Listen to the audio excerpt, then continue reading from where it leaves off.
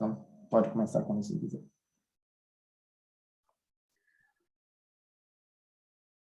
Olá, então, vocês enxergam a tela que eu compartilhei? Sim. Enxergo, sim. So, here I am this PhD candidate at Federal University of Minas Gerais. I am going to do this talk in Portuguese, but my PDF is in English, so I hope everybody can keep up with me. Então, vou fazer essa apresentação aqui em português, certo? Os slides estão em inglês e eu vou praticamente ler o que está escrito neles. Então, isso que eu vou apresentar hoje está mais ou menos é uma coisa bem paralela ao tema do meu doutorado, não é exatamente isso que eu estudo, mas eu fui desenvolvendo essas ideias e muito do que eu estudo ajudou e contribuiu nisso que eu vou falar hoje. Então, existe essa área interessante da epistemologia contemporânea de virtudes e de vícios, que é fazer o perfil de virtudes e vícios, né? Identificar e caracterizar virtudes específicas. Isso tem crescido bastante nas últimas décadas, mas ainda assim, algumas virtudes e alguns vícios parece que receberam pouca atenção. Até o Chris Miller falou sobre isso ontem, né? Então, aqui eu vou tentar fazer uma espécie de perfil preliminar para uma das virtudes que eu acredito que tem recebido pouca atenção até o momento, e que eu estou, inclusive, cunhando uma espécie de termo novo para essa virtude, né? Que é a virtude de ser um bom convencedor. Uma maneira particular de ser persuasivo. Eu chamo isso de persuasão benevolente. Na verdade, fiquei um pouco em dúvida sobre qual seria a melhor palavra em português para isso. Acho que o melhor seria persuasividade benevolente, mas eu vou falar persuasão só para tornar mais simples. Essas coisas que eu estou falando não são uma teoria completamente desenvolvida, são apenas alguns insights, algumas ideias que eu fui tendo e que podem contribuir para uma teoria interessante no futuro sobre como é a transmissão virtuosa de conhecimento, né, e de outros bens epistêmicos. Sejam gentis comigo, porque não é uma teoria acabada. Então, algumas pessoas classificam, né, o Cassan é uma dessas pessoas, classificam virtudes e vícios em 3 grupos, digamos assim, 3 grandes grupos, né? Se você tem virtudes de aquisição, virtudes de retenção e virtudes de transmissão. A ideia é que virtudes, assim como vícios, são coisas que podem ajudar ou piorar a aquisição, a retenção ou a transmissão de conhecimento de outros bens epistêmicos. Então, virtudes de aquisição seriam, exemplos de virtudes de aquisição seriam curiosidade, ter uma boa visão, ser mente aberta, né? Essas virtudes ajudam você a sair de um ponto no tempo em que não há uma determinada peça de conhecimento, um pedaço do conhecimento, até um ponto futuro onde você tem aquele conhecimento. Virtudes de retenção seriam aquelas que ajudam uma pessoa a manter o conhecimento já adquirido, né? Então, essa palavra que eu não sei traduzir muito bem, não sei qual seria o equivalente em português para isso, mas vou falar as próximas de uma vez. A atentividade, né? A capacidade de estar atento, boa memória, são coisas que ajudam você a preservar o conhecimento. E, por fim, as virtudes de transmissão, que são aquelas que aumentam a probabilidade de algum bem epistêmico, que é o produto gerado por uma investigação bem-sucedida, né? Aumenta a probabilidade de esse bem ser compartilhado entre membros de uma mesma comunidade, se tornarem bens dos quais os membros da comunidade podem usufruir. Exercer essas virtudes ajuda a comunidade como um todo a partir de um ponto no tempo em que apenas alguns membros detêm o conhecimento relevante para um ponto futuro em que um número maior de membros tem acesso a esse conhecimento. Exemplos de virtude de transmissão seriam justiça epistêmica, a propriedade de ser perspicaz, né, eloquência, seriam exemplos de virtudes de transmissão. Persuasão, a ideia de persuasão é uma coisa que tem a ver com ser capaz de mover alguém através de argumentos, né? Ser capaz de convencer, levar uma pessoa a agir de determinada forma ou a ter determinadas crenças, né? A partir do discurso. Então, essa atividade de persuasão em si é uma questão de transmitir informações. Muitos dos digamos assim, dos elementos ligados à persuasividade, né, falando por assim dizer, podem ser virtudes de transmissão em si mesmos. Então, a persuasão ela pode ter componentes que são eles próprios virtudes. Por exemplo, ser bom ouvinte, ser um falante entusiasmado, ser capaz de modular o discurso de acordo com quem você está falando, por exemplo, convertendo informação de um vocabulário técnico para um vocabulário mais simplificado ou mais acessível, quando estamos discutindo com o interlocutor que não navega tão bem as tecnicalidades. Essas coisas tornam mais provável que você consiga transmitir o conhecimento, que você consiga levar o seu interlocutor a assimilar o conhecimento que você traz. Por outro lado, falar de maneira arrogante, ser muito ávido para iniciar uma conversação quando não é um bom momento, usar ironia e sarcasmo, esse tipo de coisa, isso podem ser exemplos de vícios ligados à transmissão do conhecimento à persuasão. Eles diminuem a probabilidade de você realizar o fim da persuasão, o fim da atividade persuasiva.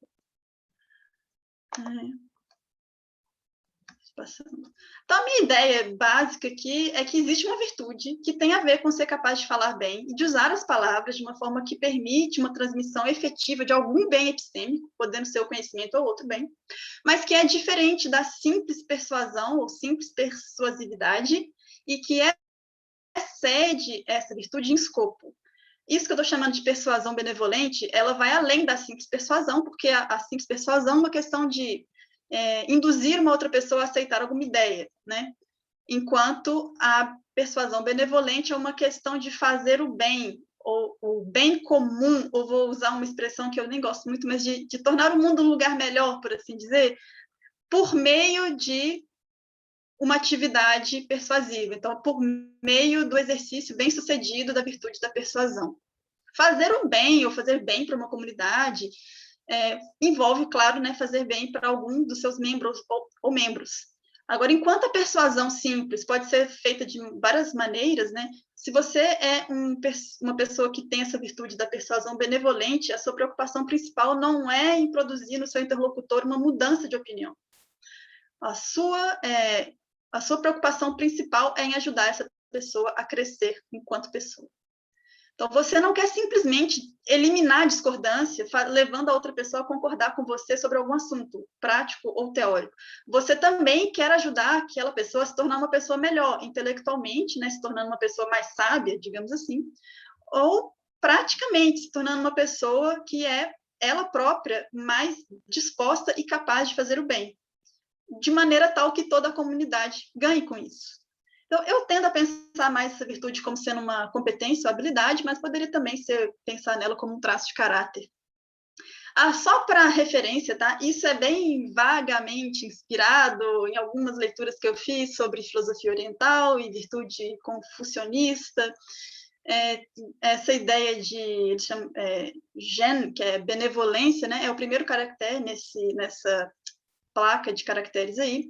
Esse filósofo chinês, o Confúcio, definiu a benevolência como sendo aquele desejo de, ao estabelecer você mesmo, ao você se estabelecer enquanto pessoa, né, também levar os outros a se estabelecerem, né, ajudar as outras pessoas a se estabelecerem também.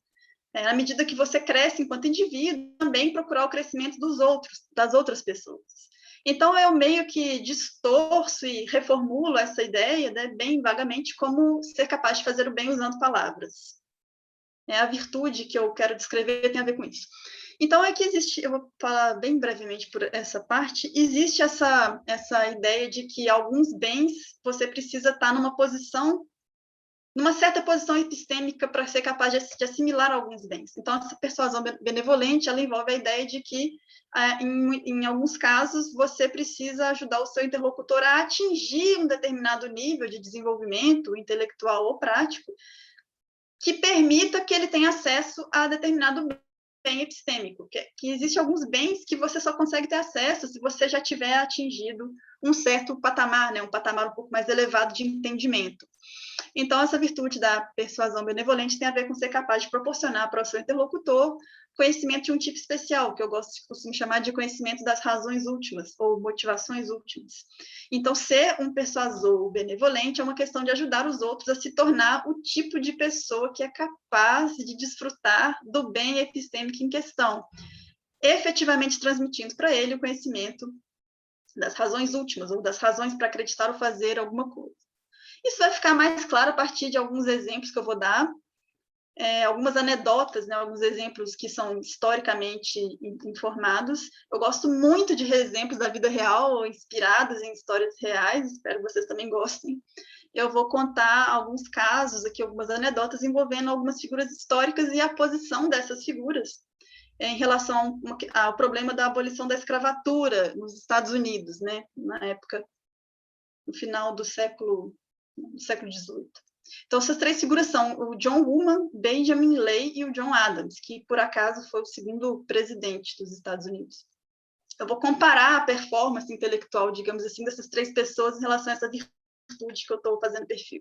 Então, esse cara, o John Woolman, era um comerciante, uma pessoa simples de Nova Jersey. Ele foi uma das primeiras pessoas que vocalizou uma posição contrária à manutenção da escravatura, enquanto os Estados Unidos ainda nem era um país independente. Ele era um membro dessa sociedade religiosa, que era a Sociedade dos Quakers, que é uma sociedade que busca viver de acordo com aquilo que eles chamam de luz interior, que é a apreensão direta que o homem pode ter sobre Deus. Né? Então, em 1757, ele foi numa viagem para participar de umas conferências dos Quakers nos estados do Sul, que eram estados onde vigorava a escravatura, né?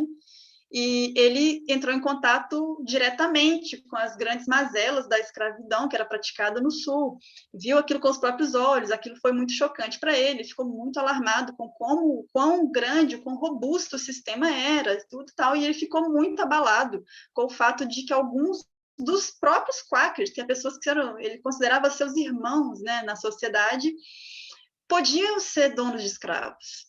Como que uma pessoa que compartilha com ele dos mesmos valores pode cometer uma atrocidade dessa, que é ser um dono de escravos? Então, isso teve um efeito muito profundo sobre ele, e ele decidiu fazer algo sobre aquilo. E o que ele decidiu fazer foi interferir na situação através da conversação.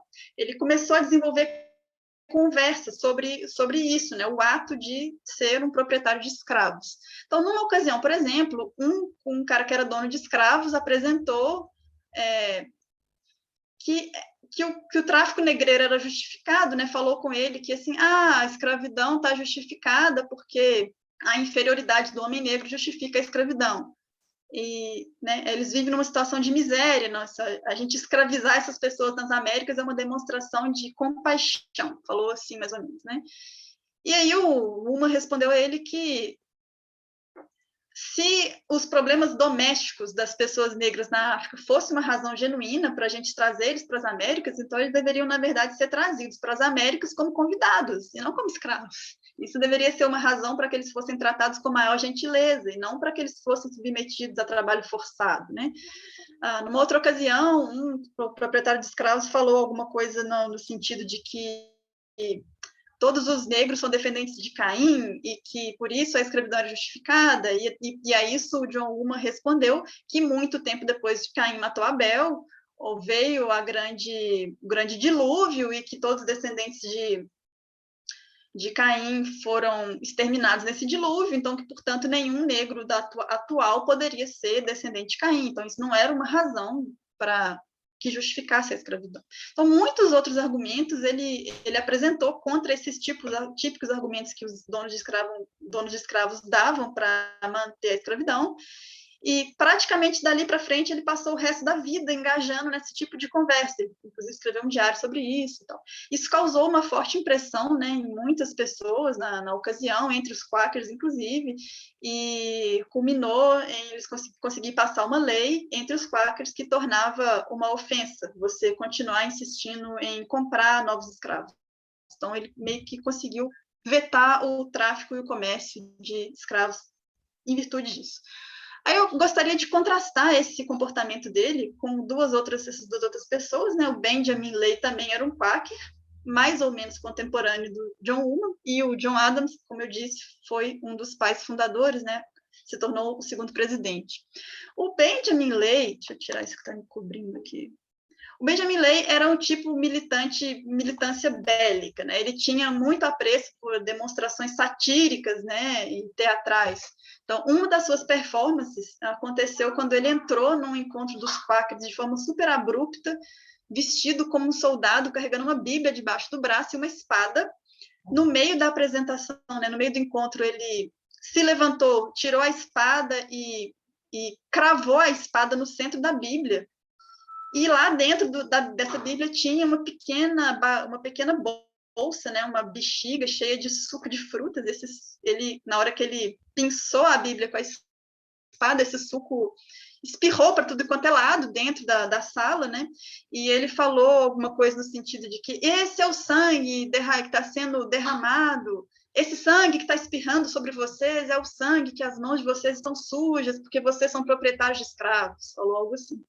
Ou numa outra ocasião, estava nevando e ele ficou descalço na frente da sala onde iria acontecer esse encontro de quáqueros, e aí os outros participantes falaram com ele, você está descalço, você vai acabar adoecendo e tudo, você tem que calçar, entre para se vestir. E ele respondeu alguma coisa no sentido de que, então quer dizer que você tem compaixão comigo, você não gosta de me ver descalço, mas você não demonstra a mesma compaixão para aqueles que são negros, que são escravos na sua propriedade, eles você deixa descalço. E meio que atacou com ironias, né, a pessoa que falou essa frase. Então, frequentemente, ele era bem sucedido nessas demonstrações teatrais, né? Mas ele conseguiu ser odiado por todos, inclusive pelos próprios quáqueros.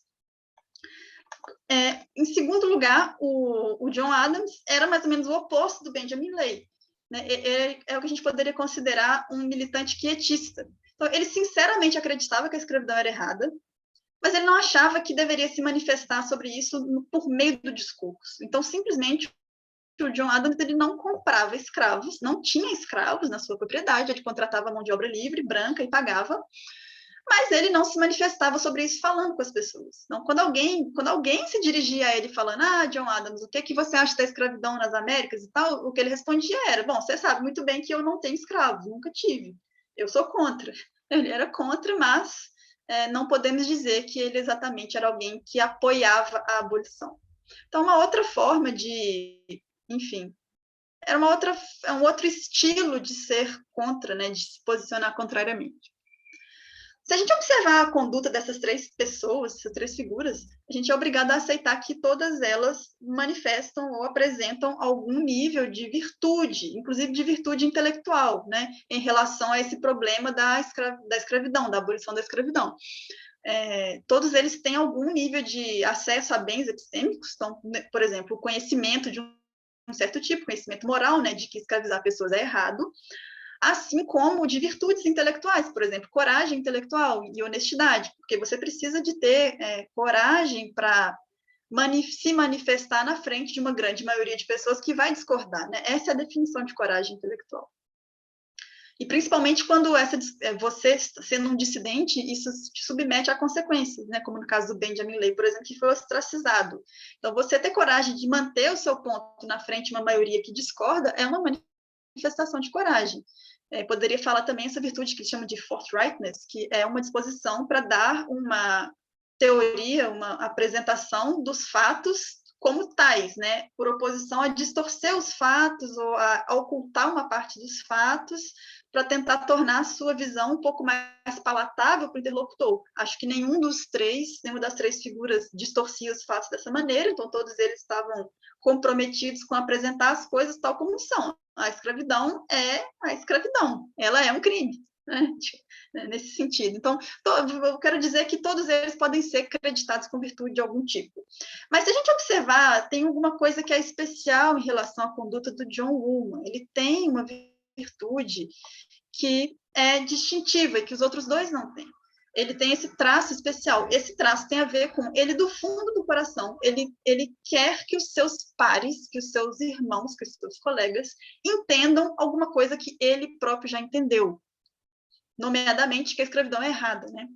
Então, ele está preocupado com agir intelectualmente de uma maneira que vai contemplar esse desejo. Ele quer ajudar, entre aspas, né, a outra pessoa a fazer, passar pelo, trilhar o caminho lógico e epistemológico que leva a essa conclusão. Ou, em outras palavras, ele está preocupado com levar o seu interlocutor a entender o quão errado a escravidão é, ao invés de simplesmente lançar uma pista, né, lançar uma indireta e ter expectativas de que o interlocutor vai ser capaz de capturar aquela indireta, caminhar todo esse trilho sozinho para chegar nessa conclusão. Então, ele está quase disposto a pegar o interlocutor pela mão e conduzir ele nesse caminho, nessa cadeia de, não é, de asserções que vai levar a essa conclusão. Tanto o Benjamin Lay quanto o John Adams, a posição dos dois, ela é mais parecida com essa de lançar uma pista ou lançar uma indireta, embora de maneiras quase opostas, né? O Benjamin Lay tentava lançar essa sua indireta, levando seus interlocutores ao choque, né? Chocando eles de maneira teatral, e se eles resistissem, tudo que ele podia fazer era apresentar mais coisas chocantes, enquanto que o John Adams estava mais preocupado em lançar essa indireta ou essa pista através do seu exemplo, através de suas próprias atitudes, né? E não aparentava muito bem disposto a ajudar o seu interlocutor a caminhar o caminho de razões que iria levá-los a achar razoável adotar uma posição parecida. Então, o John Uma, pelo contrário, está quase disposto a pegar o interlocutor pela mão e caminhar junto com ele, né, para mostrar a ele, o caminho, né, que leva àquela ideia. Então, esse sentido de que ele lembra uma espécie de método socrático invertido, porque ao invés de lançar perguntas, ele está disposto a oferecer respostas, né? Então, deixa eu ver o que está dizendo aqui. Uma outra forma de ver isso é pensar que tanto o Benjamin Lay quanto o John Adams genuinamente estão tentando levar o seu interlocutor a entender alguma coisa, a entender por que a escravidão é errada. Mas, para eles, o que importa mais é que a pessoa seja capaz de capturar essa linha final da cadeia, né? O Uma está preocupado com fazer com que a pessoa percorra o caminho, pois assim ela realmente vai entender, de fato, né, o que é a linha final e por quê.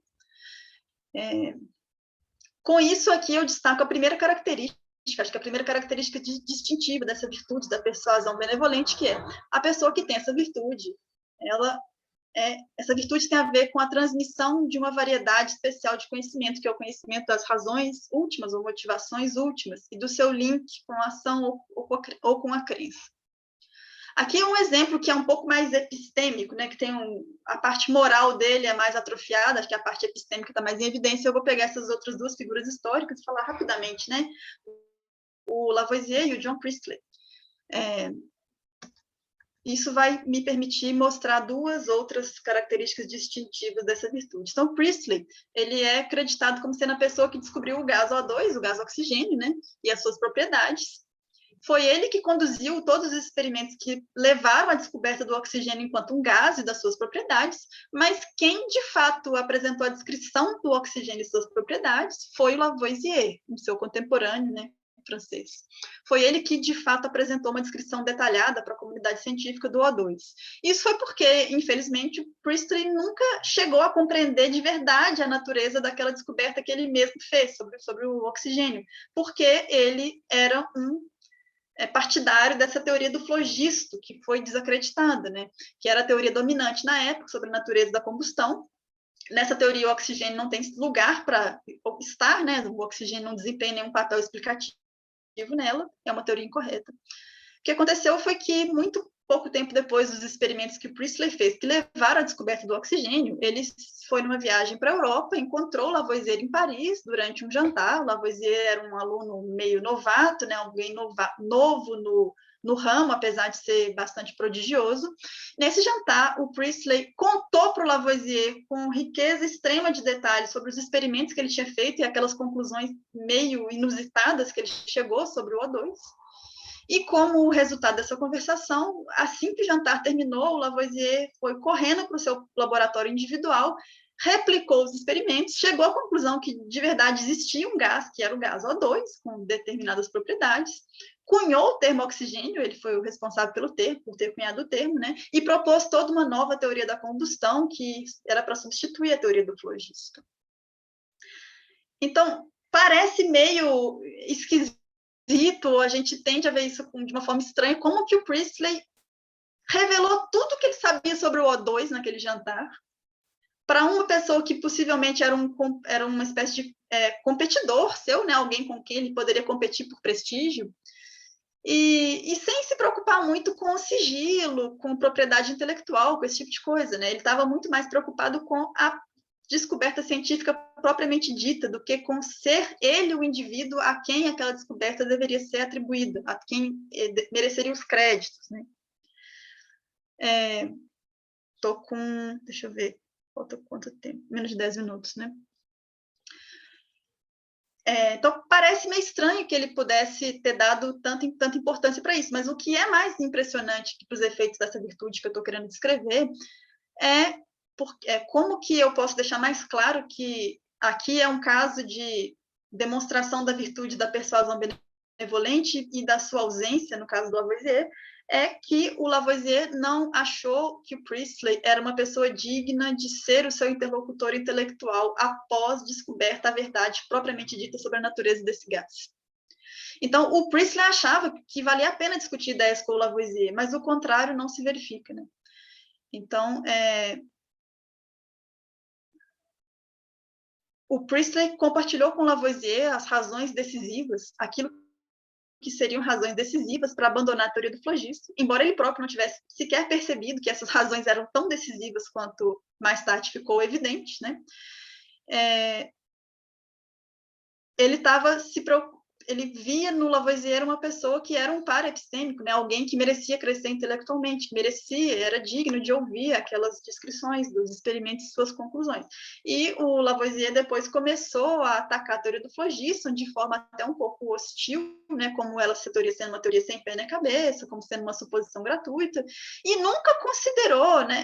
Ele nunca considerou encorajar o Priestley a abandonar essa teoria, né? Ele nunca considerou escrever uma carta para o Priestley explicando melhor por que a teoria do flogisto é uma teoria incorreta, né? E que essa teoria deveria ser revogada. Então, como resultado disso, o Priestley morreu adepto da teoria do flogisto, enquanto Lavoisier publicou um tratado de química, que é o Tratado Elementar de Química, que é a revogação definitiva da teoria do flogisto, e a gente fica se perguntando, né? Será que custava ele ter, enfim, desejado que aquele seu colega, né, acertasse, abandonasse a teoria incorreta e passasse a acertar, né? O que custava ele ter? Tudo bem que o Priestley podia muito bem ter comprado uma cópia desse livro e lido, né? Mas o que custava esse cara ter tentado ajudar o seu colega a atingir esse bem intelectual, vendo que passados 15 anos da descoberta, ele ainda continuava abraçando a teoria do flogismo. Então, aqui tem duas outras características distintivas da persuasão benevolente. Uma delas é que o indivíduo que tem essa virtude, ele vê a si mesmo como um membro de uma comunidade epistêmica e está preocupado com o bem dentro dessa comunidade, e a outra é que a persuasão benevolente é uma atitude que nós temos perante aquilo que nós percebemos como sendo a ignorância do nosso interlocutor. Então, são essas duas, tá? A pessoa ela vê a si própria como pertencendo a uma comunidade que tem colegas, que tem pares epistêmicos, né? E ela está disposta a ter a atitude adequada perante a ignorância da outra pessoa. Essas duas características, nessas duas traços, eu vou falar brevemente sobre eles. Então, ver a si mesmo como membro de uma comunidade é uma questão de ver você mesmo como possuindo certos colegas, pares epistêmicos, né?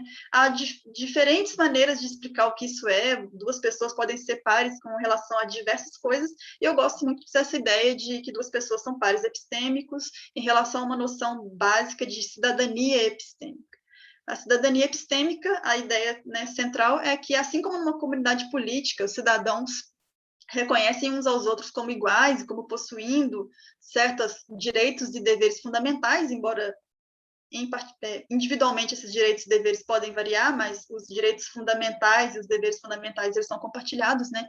Os cidadãos reconhecem uns aos outros como possuindo esses direitos e deveres fundamentais. Numa comunidade epistêmica também, a gente pode pensar dessa forma, que os cidadãos epistêmicos daquela comunidade reconhecem-se mutuamente como possuindo direitos e deveres básicos, né? Esses direitos podem incluir, por exemplo, o direito à justiça epistêmica, que é ser ouvido por um tribunal livre de preconceitos, ou direito de inquirir, que é o direito de procurar pela verdade, etc. E deveres podem incluir, por exemplo, o dever de apresentar justificativas para suas asserções, esse tipo de coisa. Essa noção de cidadania epistêmica é a ideia básica de que pessoas são iguais num certo sentido, né? Nesse sentido, elas são pares umas das outras, né? Na medida em que elas têm os mesmos direitos e deveres fundamentais, embora possam exercê-los de maneiras diferentes. Agora, em toda a comunidade epistêmica, assim como também em toda a comunidade não epistêmica, ou praticamente quase toda, né? Sempre tem algum nível de desigualdade. Acho que esse é o coração da questão, né?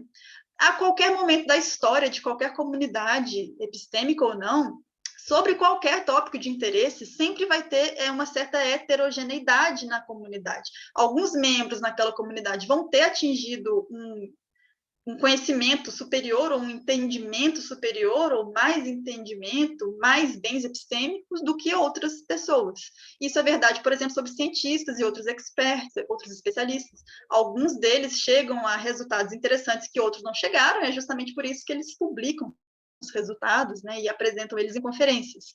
E isso também é verdade sobre a sociedade entendida de uma forma mais abrangente, que algumas pessoas da sociedade chegam a pedaços do conhecimento que outras ainda não chegaram, né?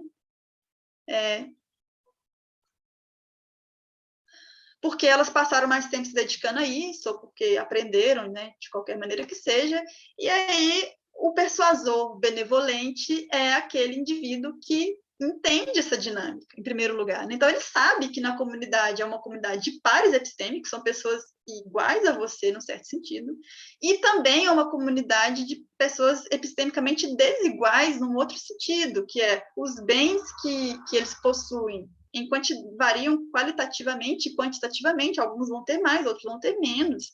Então, para que aquela comunidade continue existindo, e principalmente para que ela continue desenvolvendo-se, né, evoluindo, deve existir um fluxo permanente de bens epistêmicos, fluindo daquelas pessoas que têm eles em abundância para aquelas que atingiram o superávit desses bens, para aquelas que estão em déficit.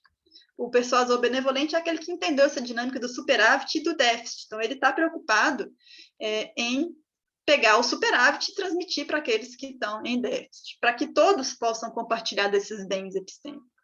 Então, assim como Priestley, né, o persuasor benevolente não atribui nenhum valor especial a ele ser a pessoa que vai merecer os créditos ou os louros, né? Isso está para além da sua preocupação central. O que ele se preocupa mesmo é em ajudar as pessoas que estão em déficit a contribuir para que essas pessoas também possam ter acesso aos bens epistêmicos. Então, aqui sumarizando, né, essa virtude aí é uma questão de transmitir um tipo especial de conhecimento, que é o conhecimento das razões últimas, é uma questão de ver a si mesmo como membro de uma comunidade e de ter a atitude própria, apropriada em relação àquilo que a gente entende como sendo a ignorância do meu colega, ou do meu par epistêmico.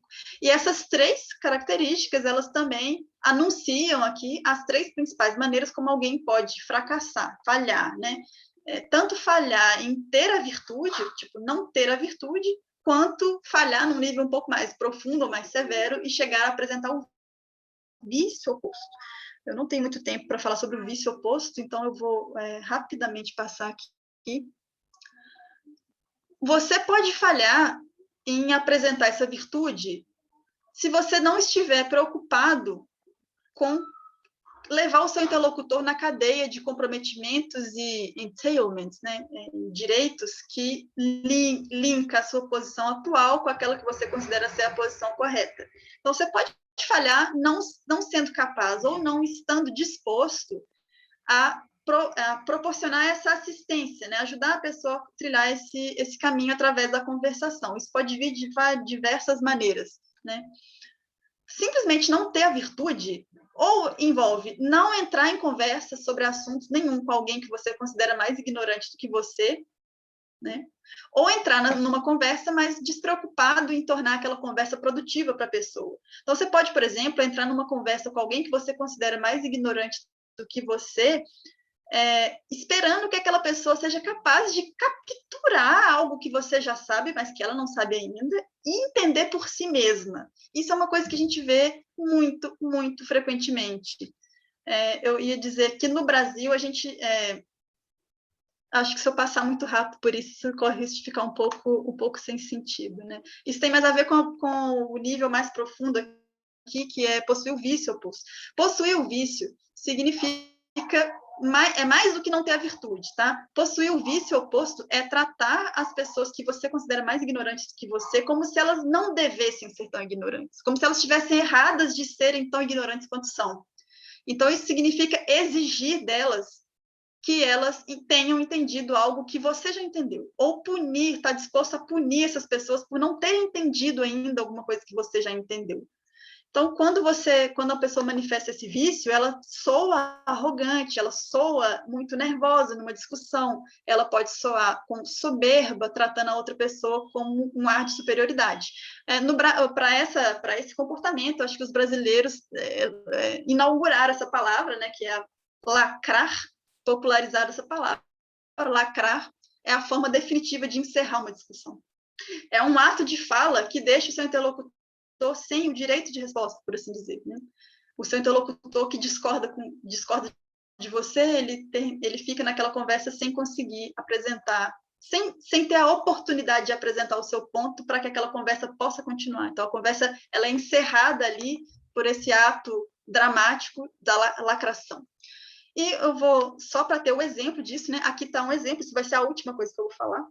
O exemplo, né? Após o assassinato de George Floyd, em maio de 2020, muitas celebridades aderiram a esse movimento Black Lives Matter e queriam se manifestar apoiando o movimento.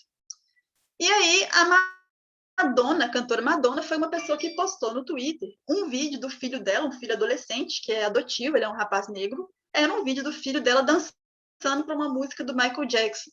E ela fez uma postagem apoiando o movimento Black Lives Matter, dizendo que é aquela numa dança para honrar o George Floyd, alguma coisa assim. E ela foi massacrada, recebeu uma infinidade de críticas, né? Algumas pessoas foram hostis com ela na internet.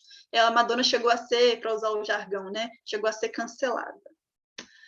O que é mais interessante aqui para os meus propósitos é o tipo de malevolência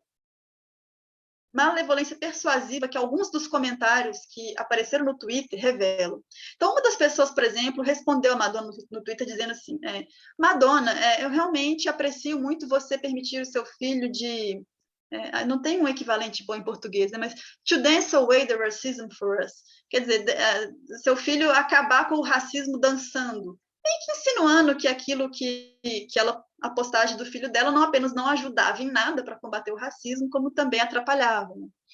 O problema com esse tipo de resposta, por que isso é uma resposta que exibe o vício oposto dessa virtude que eu estou caracterizando, que é uma forma de malevolência, é porque, no melhor dos mundos, né, a Madonna estava bem intencionada, ela não estava de sacanagem, ela estava bem intencionada quando ela postou esse vídeo, mas ela usou uma má estratégia, ou seja, é um caso de ignorância. Agora, se é um caso de ignorância, a Madonna realmente acreditava que aquele vídeo poderia ser uma contribuição genuína para apoiar o movimento Black Lives Matter, dizer esse tipo de coisa para ela não ajuda em nada no sentido de que ela entenda qual é a contribuição que ela deveria dar ao invés, não é? No melhor dos mundos, a pessoa que escreveu esse comentário, ela sabe alguma coisa que a Madonna não sabe ainda, nomeadamente que dança, ou que uma dança não ajuda a diminuir o racismo, mas não está disposta a ajudar a Madonna a entender isso de uma forma construtiva e muito menos ainda a ajudá-la a entender o que é que de fato poderia ajudar, né?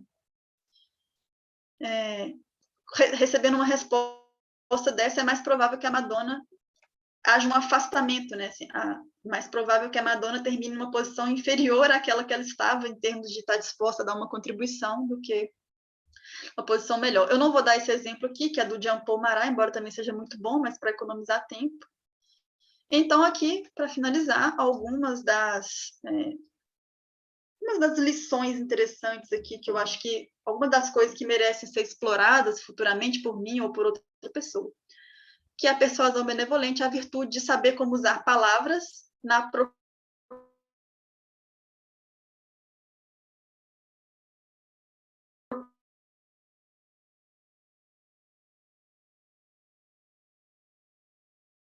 por transmitir um bem distintivo de epistêmicos que você já atingiu, né, e esteja disposto a lidar com a ignorância deles de forma construtiva. A maneira como o indivíduo exerce essa virtude é levando o seu interlocutor na cadeia de commitments e entitlements, que vai desde a sua posição atual até o entendimento que você quer que ela adquira, né? E você pode possuir o vício oposto, caso você seja o tipo de pessoa que exige do interlocutor que ele seja capaz de vislumbrar essa cadeia de commitments e entitlements por si só, né, sozinho, ou se você está disposto a, tipo, punir o seu interlocutor por não ser capaz disso, você tenha desprezo pela ideia de ajudar essa pessoa a entender alguma coisa que para você já é óbvia. E alguns dos principais desafios para mim, o primeiro deles seria explicar o porquê que persuasividade benevolente é diferente de benevolência mais persuasividade, né? Por que eu estou cunhando uma virtude nova, um termo novo, sendo que talvez esses casos que eu dei poderiam ser explicados pela soma dessas duas virtudes? Definir melhor o que é ignorância, tem diversas formas de explicar o que a ignorância é e qual é a forma apropriada de lidar com a ignorância. Ou explicar um pouco melhor o que é essa ideia de cidadania epistêmica, isso talvez mereça ser mais bem explicado, né?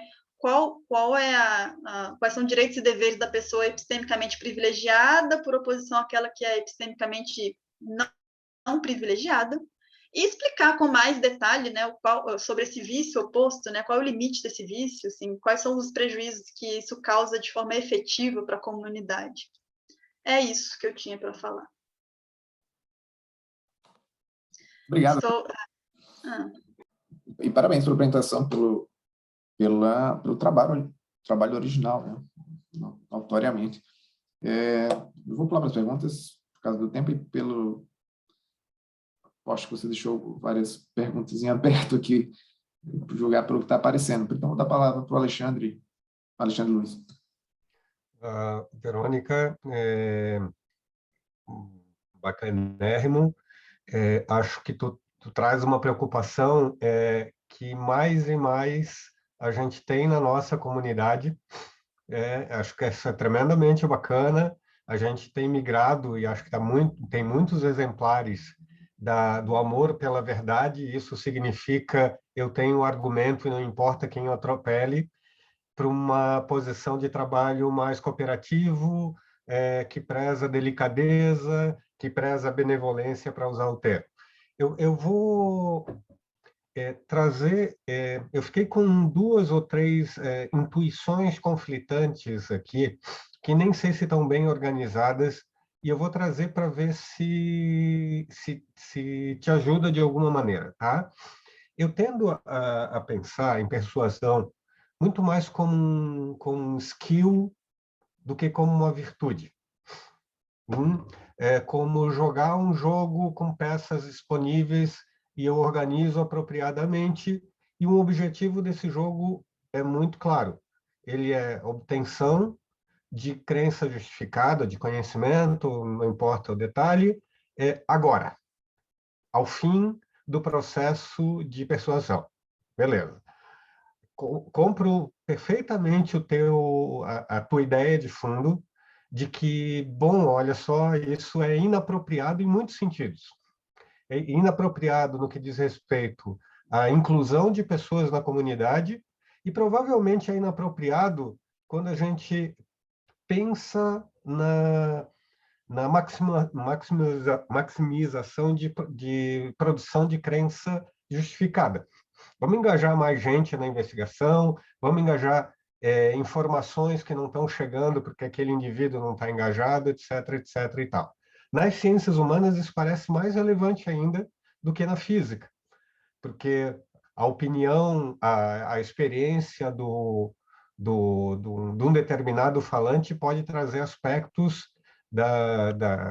para a discussão que a gente não estava considerando, né? Não se trata só de ter alguma evidência ligada a alguma informação sobre a natureza dos átomos da matéria ou isso ou aquilo, né? Se trata de como nós recebemos uma certa intuição, etc. Bom, se persuasão é um skill, mais um skill, eu tendo a pensar, e eu acho que tu trouxesse essa dificuldade no slide anterior, eu tendo a pensar que talvez o que esteja em jogo não seja exatamente uma virtude chamada persuasão benevolente. Talvez seja uma virtude de segunda ordem, algo assim no espírito da frônesis, só que olhando para o grupo, e não só para si. No espírito original da frônesis, é um pouco de articulação das virtudes, mas em mim. Eu olho para o meu grupo, vejo um monte de valores epistêmicos, obter conhecimento agora, obter conhecimento no futuro, reduzir injustiça epistêmica, etc., etc. e tal. E aí eu tendo a pensar dessa maneira, Verônica, é isso que eu queria ver contigo, ver o que eu acho. A partir dessa posição, e de acordo com o contexto, eu olho outras virtudes, eventualmente, mas também skills que podem ser chamados para fazer esse trabalho de, por exemplo, integrar alguém à comunidade de investigação. Então, eu faço uma pergunta para alguém, como a gente faz em sala de aula, eventualmente, para um aluno. Uma pergunta que a gente sabe a resposta, a gente sabe que a pergunta, que o aluno pode responder a pergunta e a gente só quer que ele responda do jeito que a gente está esperando e não porque a resposta é certa, porque assim tu vai integrar o aluno. Oh, olha só, muito bem, você acertou. Talvez isso não explique melhor a nossa relação com um monte de dispositivos que a gente pode usar para exercitar a benevolência aqui em grupos, skills e uma outra virtude de segunda ordem. Tá? Eu acho que isso é de detalhe, mas queria ver o que tu pensa um pouco sobre isso. Obrigado.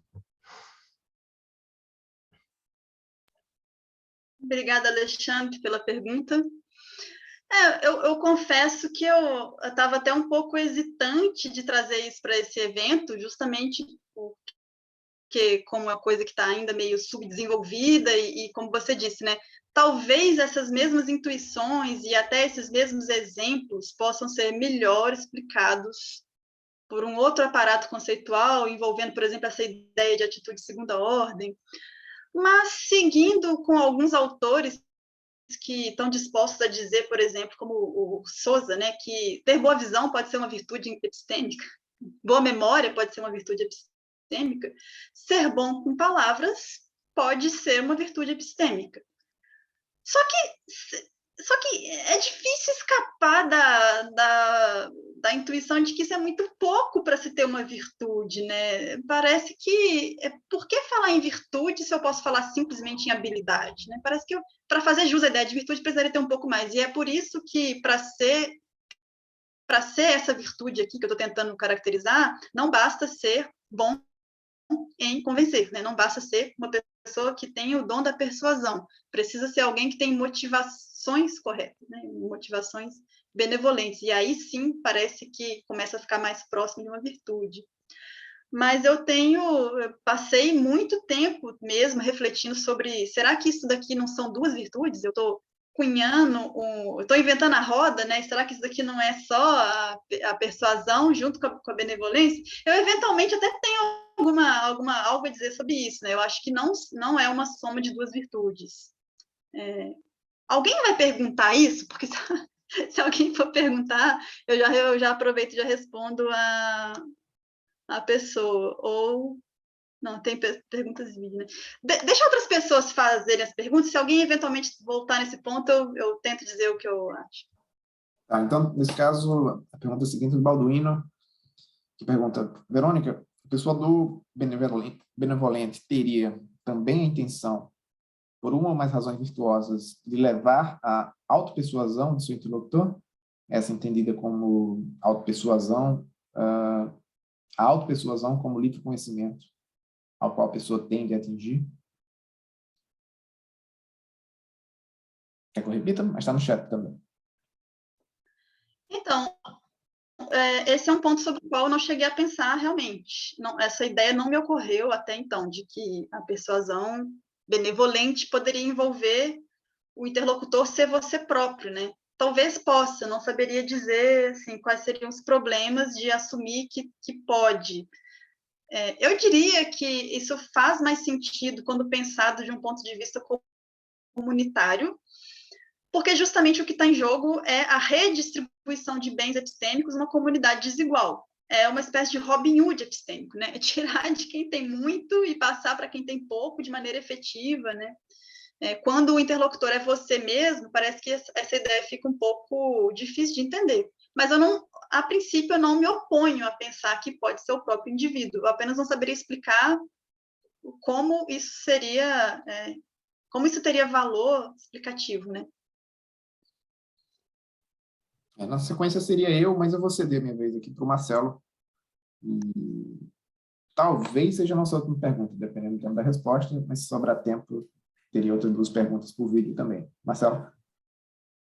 Arthur, obrigado. Bom, se eu puder, eu vou fazer 2 perguntas rápidas e se não der tempo, você pode responder só uma, tá bom, Verônica? Bom, primeiro, parabéns pela sua apresentação, embora você tenha dito que o trabalho ainda é incipiente, muito rico, dá para ver a capacidade de explorar conceitos. Eu particularmente gosto muito dessa prática de trazer exemplos históricos e literários, né, para caracterizar as virtudes. Está muito no espírito do livro do Roberts e do Wood, e eu acho excelente, então parabéns. Bom, 2 questões. A primeira é sobre um dos 3 elementos que você apontou como centrais aí para caracterizar a virtude da persuasão benevolente, é se entender como parte de uma certa comunidade epistêmica. Então, eu só quero... A minha primeira pergunta é um pouco de como você caracteriza isso, porque eu penso algumas situações de que alguém poderia exercer essa virtude, mesmo não estando claramente num contexto de uma comunidade estruturada. Por exemplo, se você encontra alguém no ônibus e surge uma conversa e você percebe que a pessoa tem uma ignorância, você se vê na capacidade de fazer exatamente o processo que você narrou, né? Então, sei lá, você acha que, então, nesse caso, seriam, tipo, a comunidade dos seres humanos? Como que você entende essa situação? E a segunda pergunta é sobre domínios de conhecimento ou de bens epistêmicos que são plurais por natureza. Por exemplo, conhecimento moral, conhecimento religioso. Uma pessoa que se sente na posse de um certo conhecimento moral na relação com uma pessoa que, para ela, é ignorante. Mas até que ponto essa virtude, ela é de fato uma virtude, porque eu estou persuadindo alguém no meu conhecimento moral, mas até que ponto isso pode ser uma falta de um desrespeito, né? Ou cruzar uma barreira que eu não deveria, porque eu estou querendo impor um certo conhecimento particular de uma moralidade que é minha para uma outra pessoa. Então, como que você vê essas questões? Muito obrigada pelas perguntas, Marcelo. Ótimas perguntas. Um dos pontos que eu acho que, de fato, precisa ser melhor delimitado por mim ou por outra pessoa que queira explorar esse assunto é realmente o que é um grupo, né? O que faz de um grupo, né? O que é um grupo? O que é uma comunidade epistêmica? Porque realmente eu tenho essa mesma impressão que você, que essa virtude pode ser exercitada se a gente pensar que a comunidade epistêmica, na verdade, é toda a sociedade, né? Ou pelo menos toda a sociedade enquanto bens epistêmicos importam, ou naquilo que diz respeito a algum bem epistêmico particular, poderia ser toda a sociedade. O que eu acho que importa mais nesse caso é que o indivíduo envolvido na situação, ele veja o seu interlocutor como alguém que merece, tanto quanto ele merece, né, ter acesso aos bens epistêmicos, né, por assim dizer. Se você reconhece que a pessoa com quem você está interagindo, ela não é pior do que você no sentido de merecer saber as coisas, aprender, né, as coisas que você já aprendeu, merecer, né? Mesmo que a pessoa não queira, mas se você reconhece que ela merece, então acho que dá para dizer que você a vê como sendo o seu par dentro de uma comunidade epistêmica. Em relação à segunda questão, né, os exemplos morais são os mais interessantes, na minha opinião, mas também são os mais problemáticos, né, justamente por esse motivo que você destacou. É que, para ser uma virtude, eu tentei deixar isso mais ou menos explícito, mas não sei o quanto eu consegui deixar isso explícito. É que o indivíduo que vai exercer a virtude, ele tem que ter o bem. Você tem que estar de posse daquele bem epistêmico que você deseja transmitir. Você não pode transmitir um bem que você não possui. Então, se a sua